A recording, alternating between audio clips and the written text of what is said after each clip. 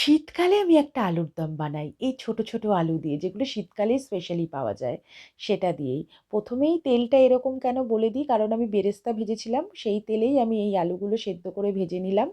তারপর সেই তেলেই তেজপাতা, থেঁতো রসুন, কাঁচা লঙ্কা ফোড়ন দিয়ে বেশ খানিকটা পেঁয়াজ বাটা দিয়ে ব্রাউন করে ভেজে আমি আদা, রসুন, কাঁচা লঙ্কা, ধনেপাতা আর চারমগজ একসাথে বেটে নিয়েছিলাম, সেই পেস্টটা দিলাম। ভালো করে ভেজে এতে বেশ খানিকটা টমেটো বাটা দিয়ে নেড়ে এর মধ্যে লঙ্কার গুঁড়ো, হলুদ গুঁড়ো, জিরের গুঁড়ো আর আলুর দম মশলা আমি জলে ভিজিয়ে রেখেছিলাম সেটা দিলাম। দিয়ে ভালো করে কষে এর মধ্যে নুন চিনি দিলাম স্বাদ অনুযায়ী।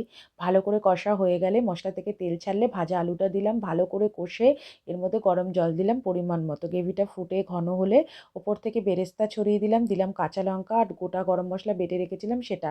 একদম গ্রেভিটা আলুর গায়ে মাখা মাখা হলে ধনেপাতা কুচি ছড়িয়ে নিলাম।